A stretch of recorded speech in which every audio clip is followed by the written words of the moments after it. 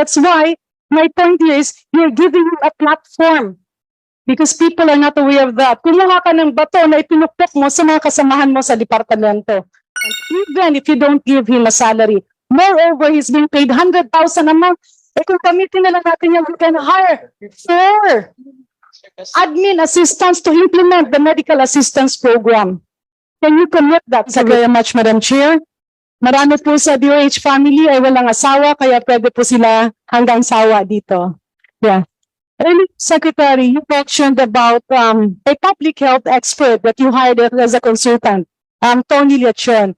You got his master or doctorate in public health? Yes. Dr. Lechon does not have a masteral in public health. He has a residency in internal medicine. No, and a Secretary, fellowship in let's cardiology. direct to the answer. Ang tanong ko po is his expertise on public health. So did you have a masteral or a doctorate in public health to qualify him as such? No, he does not have, ma'am. Therefore, he's not a public health expert like you.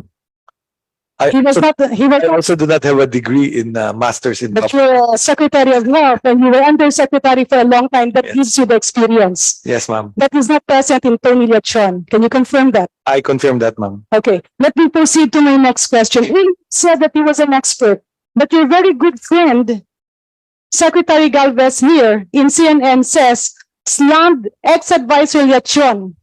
And to quote him, General Galvez says, hindi po siya eksperto sa usaping bakuna, nakikita po natin ang kanyang mga data ay skewed at malicious. Ang talaga pong eksperto ay ang vaccine expert panel, and there are other statements that your colleagues in the former administration mentioned. Do you confirm this? I confirm that, ma'am, because we were both advisors of Secretary Galvez during the COVID-19.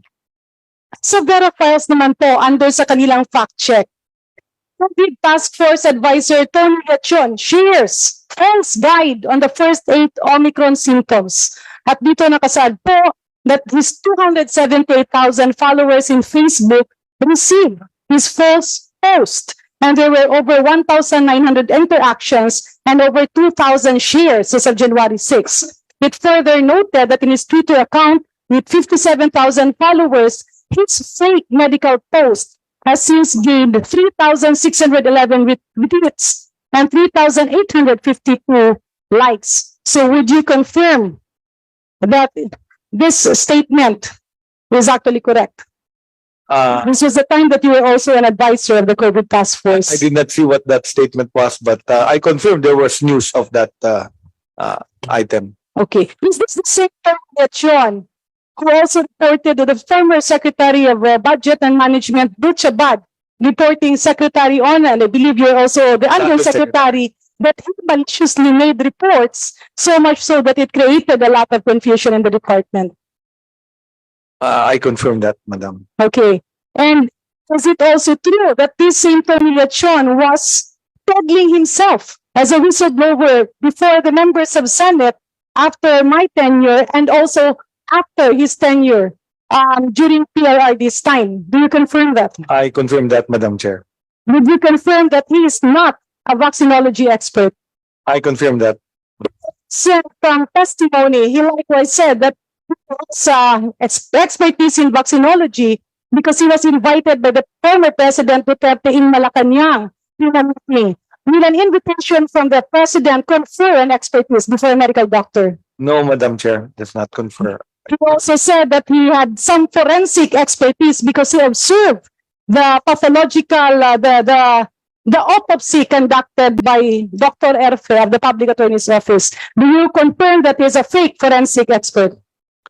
I confirm that yes, Yeah, no therefore, title as a forensic expert. Honorable Secretary, with due respect, much as I respect you so much, and we have been together when we were in DOH, do you think it's fair for the Department of Health to be paying 100,000 a month for a person whose statements were always skewed and malicious? I'm not saying this out of context. I'm saying this because as a Secretary of Health, you have allies and colleagues with you whose tasks, whose function will now be affected. Kasi ang mangyayari yan, hindi sila magtatrabaho kasi palagi siyang nag-whistleblower using skewed and malicious information.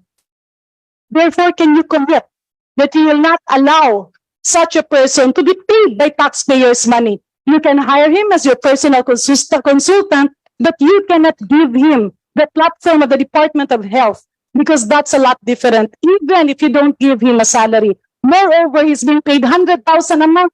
Eh kung gamitin na lang natin yan, we can hire 4 admin assistants to implement the medical assistance program. Can you commit that, Secretary? I commit that, and we will review the contract we signed with Dr. Garin is only 6 months, so we will review his performance as a. But Secretary, He's also- it's also 600,000. He's also not the spokesperson for the department, so he cannot issue statements in behalf of the But yes, department.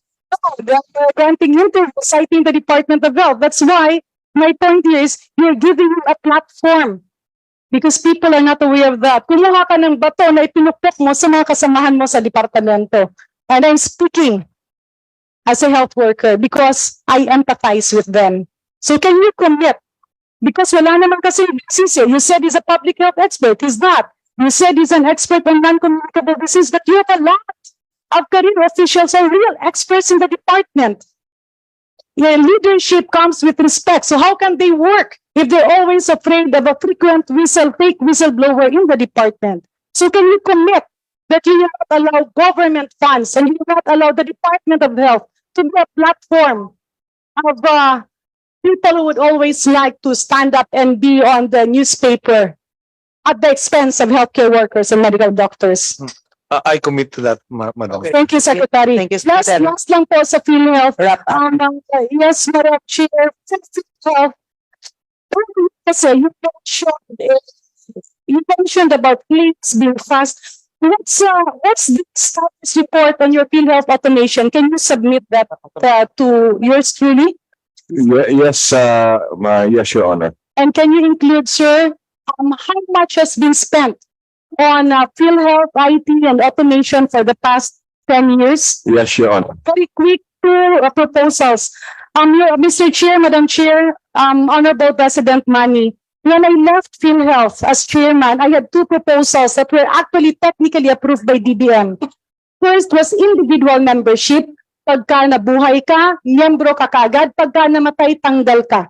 Because even if you say you have 99% membership, yung iba pagdating ng 18 years old, nawawala. So again, allow me to reiterate, pagka panganak, miyembro na kagad, pagka namatay, tanggal. The discussed premium on that was actually 500 pesos per member. That got lost in translation. I don't know why. Are you willing to study that again? Para mawala ang threat, mawala ang double and triple repetition of names.